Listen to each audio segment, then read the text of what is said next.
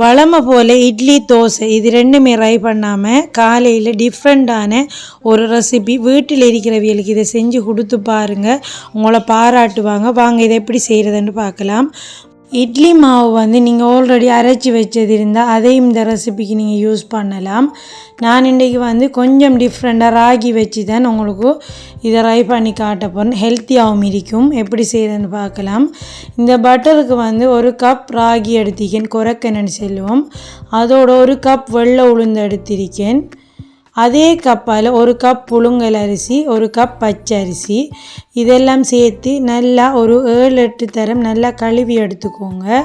அதில் இருக்கிற டஸ்ட் எல்லாம் போகிற மாதிரி கழுவி எடுத்ததுக்கு பிறகு நம்ம வழமையாக இட்லிக்கு இலக வைக்கிற மாதிரி ஒரு 5 மணித்தியாலம் அல்லது 8 மணித்தியாலம் இதை நல்லா ஊற வச்சு எடுத்துக்கோங்க. இந்தியாவில் வந்து இட்லி அரிசின்னு சொல்லி யூஸ் பண்ணுவாங்க.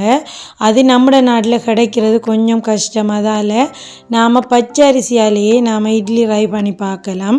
நல்லாவே வரும். கொஞ்சம் சாதம் போட்டு செஞ்சீங்கன்னு சொன்னால் இட்லி உங்களுக்கு நல்லா சாஃப்டாக வரும். இப்போ பாருங்க 5 மணித்தியாலத்தால் நல்லா ஊறிக்கி. இப்போ நான் வந்து ஒரு கைப்பிடி வெள்ளை அவல் எடுத்திருக்கேன். இந்த அவலை வந்து கழுவி கொஞ்சம் தண்ணியில் ஊற வச்சு எடுக்கணும். இப்போ நாம் ஊறின இந்த அரிசி உளுந்தெல்லாம் நல்லா பிளெண்டரில் அரைச்சி எடுக்க போகிறேன். இது அரைக்கக்குள்ள வந்து நாம் இலக வச்சு அவலை தண்ணி இல்லாமல் வடித்து இதோடு சேர்த்து நல்லா பிளெண்டரில் அரைச்சி எடுத்துக்கோங்க. உங்கள்கிட்ட கிரைண்டர் இருந்தால் நீங்கள் அதை யூஸ் பண்ணி கூட அரைச்சி எடுக்கலாம். நான் வந்து பிளெண்டர் தான் யூஸ் பண்ணுவேன். அதால் ஆல்ரெடி ஒரு பேட்ச் வந்து அரைச்சி வச்சுட்டேன். இப்போ இதே அரைச்சி நல்லா ஃபைன் பேஸ்ட்டாக அரைச்சி எடுத்திக்க. நீங்கள் ஐஸ் க்யூப் போட்டு அரைச்சிலன்னு சொன்னால் இன்னுமே உங்களுக்கு மாவு சூடாகாமல் நல்லா அந்த ஃப்ளஃபியாக கிடைக்கும். இப்போ இதை நாம் கையாலேயே நல்லா கலந்து விட்டு புளிக்க வைக்கலாம்.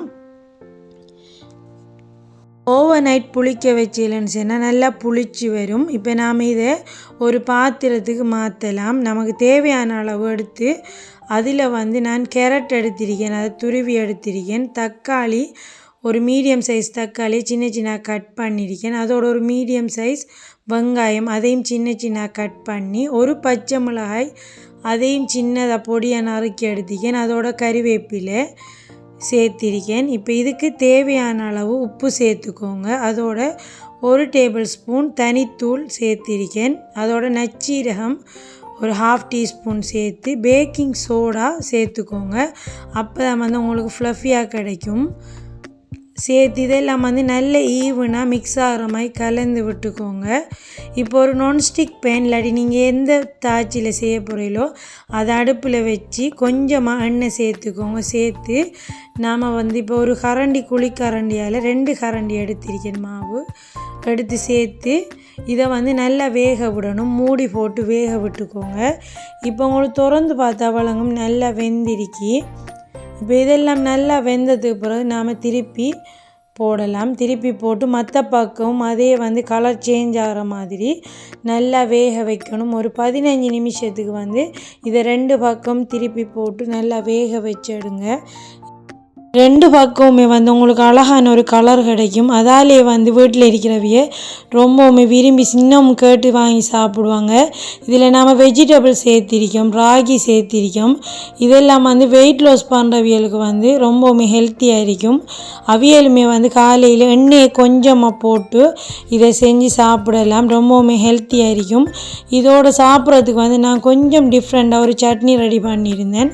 அதுக்கு 2 இலை கருவேப்பிலை எடுத்திருக்கேன். அதோட கொஞ்சமாக தேங்காய் பூ, துருவின தேங்காய் பூ எடுத்துக்கோங்க. அதோட ஒரு 5 காஞ்ச மிளகாய், ஒரு பெரிய சைஸ் வெங்காயமே கட் பண்ணி சேர்த்துக்கோங்க. அதோட ஒரு தக்காளியை கட் பண்ணி இதோட சேர்க்கலாம். சேர்த்து தேவையான அளவு உப்பு சேர்த்துக்கோங்க. நான் இன்றைக்கி வந்து ஒரு 1/2 டீஸ்பூன் உப்பு சேர்த்திருக்கேன்.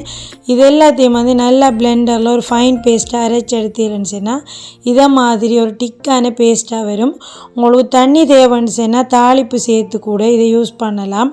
நான் இன்றைக்கி தாளிக்காமல் தான் யூஸ் பண்ணிக்கிறேன். இப்போ நம்மளோட பன் தோசையை வந்து நான் பிச்சு காட்டுறேன் பாருங்கள், எவ்வளோ சாஃப்டாக ஃப்ளஃபியாக வந்திருக்கேன்னு சொல்லி. இதை ஒன்று சாப்பிட்டாலே உங்களுக்கு வயிறு வந்து நல்ல ஃபில் ஆயிரும். காலையில் லஞ்ச் பாக்ஸுக்கு வந்து ரொம்பவுமே ஈஸியான ஒரு ரெசிபி தான் இது. நம்ம ராகி வெஜிடபிள் இதெல்லாம் போட்டிக்கிறதால ஹெல்த்தியாகவும் இருக்கும். பிள்ளைகளுக்கு வீட்டில் இருக்கிறவங்களுக்கு இதே மாதிரி செஞ்சு கொடுத்து பாருங்கள். எப்படி இருக்கேன்னு மறக்காமல் கமெண்ட்ஸில் வந்து உங்களோட ஃபீட்பேக்கை சொல்லுங்கள். இந்த வீடியோ பிடிச்சிருக்குமான்னு நம்புகிறேன். இந்த வீடியோ பிடிச்சிருந்தா லைக் பண்ணிக்கோங்க, சப்ஸ்கிரைப் பண்ணிக்கோங்க. தொடர்ந்து நம்மளோட சேனலுக்கு உங்களோட சப்போர்ட்டை தாங்க. தேங்க்ஸ் ஃபார் வாட்சிங்.